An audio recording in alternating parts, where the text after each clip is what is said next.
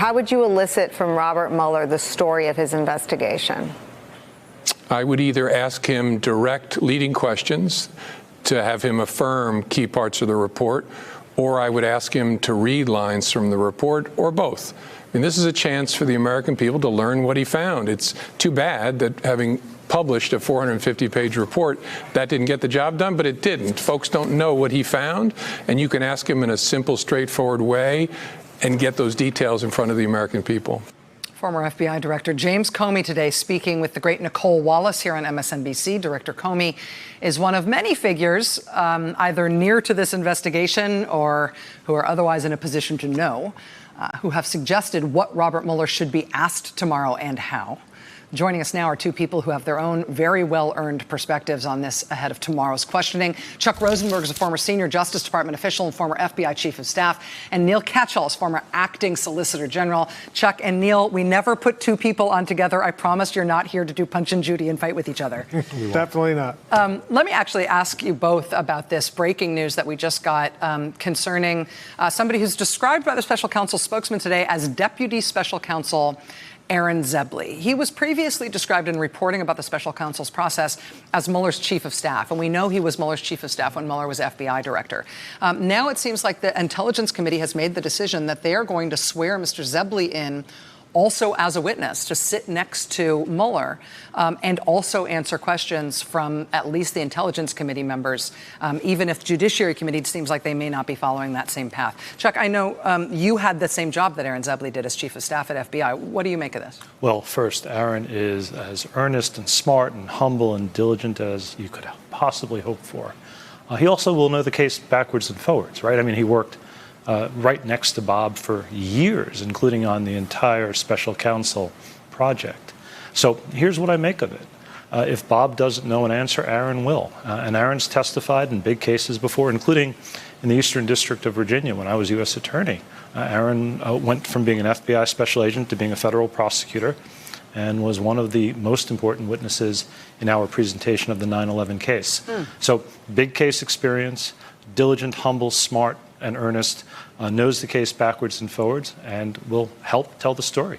Neil, what do you make about the sort of churn around this decision today? Obviously, these two committees, I'm not sure about what the timing was in terms of when this was first broached and how they're making these decisions. It seems like the Judiciary Committee won't swear Mr. Zebley in. They'll allow him to advise Mueller but not answer his own questions. The Intelligence Committee will handle it differently. Obviously, it's a little unusual to have a second witness at the last moment. Yeah, no, I think, look, it's unusual. And, you know, I think we're all guessing as to what's going on. But I think fundamentally it's probably not going to change very much. I think we expect Mueller to go in tomorrow and do what he said, which is he's going to stick to the four corners of his report. And the question really is, are the Democrats going to grandstand in the House, or are they going to actually get at the heart of this and say to Mueller, tell us what your report actually says? Because I think if the American people hear what the report says, as opposed to all the spin about it, it's going to be a devastating day for the president.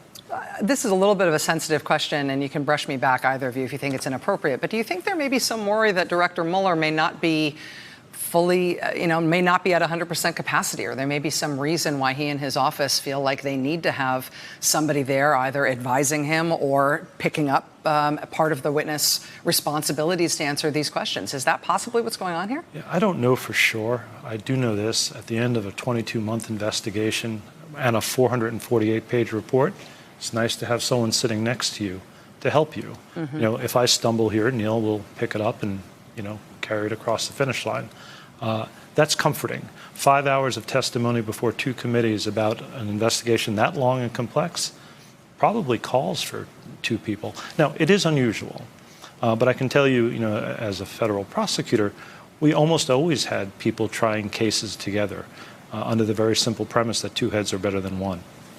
Neil, one of the things that you raised in an op-ed today in the New York Times was that the questioning could actually be very simple and direct, that the special counsel and indeed Mr. Zebley alongside him should perhaps just be asked about the way the president has characterized Mueller's findings. Ask him if it's true that it proved no collusion, that it proved no obstruction. Why do you think that's an effective approach? Well, because I think ultimately this is a really simple set of questions, which is, did the president obstruct justice? And after Mueller turned in his report, the Attorney General spun it without showing us the report for many weeks and said, oh, it shows no obstruction. The report actually says the reverse, which is why over 1,000 former federal prosecutors, including today Jim Comey in another part of the clip before Nicole Wallace, saying, look, if I read that report, it would show that if this were any other American, that person would be looking at a federal indictment. And so I think simple questions are important. And then I think two questions that go beyond simple are important as well, which is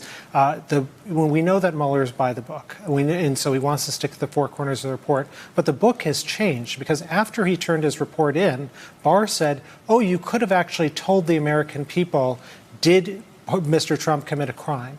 And if, now that Barr is saying that's permissible for Mueller to have done, I think Mueller should be asked that question by Congress and should answer that question because Barr is saying that's fair game to answer Mueller. I think that's a really, really interesting question. And I would be interested in your take on this, Chuck, because Barr has discussed a number of things, including decisions within the special counsel's office and in the Justice Department about the special counsel's findings, things that the Justice Department just told Mueller he can't talk about. Right. So there's this sort of strange situation where the Justice Department is willing to characterize what happened in Mueller's office, but Mueller's being told that he himself is not allowed to. There's also the circumstance in which the Attorney General, as Neil says, has sort of redefined what the rules are and whether or not Mueller should have said whether or not the president committed crimes.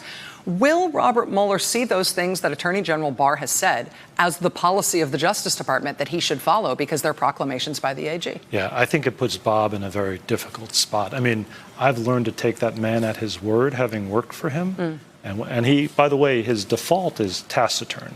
And so the notion that he would do something other than what he already said he would do. When he gave his press conference, he said, I'm not going beyond my report. My report is my testimony. I have nothing to add. I understand that Mr. Barr opened the door. I get that. But I don't think it's in Bob Mueller's DNA to do it. It may not be in his DNA, but doesn't he have to? I mean, this is a guy who oversaw this 22-month investigation, didn't reach a conclusion because of this legal barrier that he thought existed. And then you have the Attorney General saying, I'm your boss, that legal barrier doesn't exist. I think he's got to answer the question tomorrow. I would love to be wrong. Neil Katyal, Chuck Rosenberg, I know you two are going to be a key part of our footage, our coverage of this as it unrolls over the course of tomorrow, which means I know you have to go home and go to sleep right this second.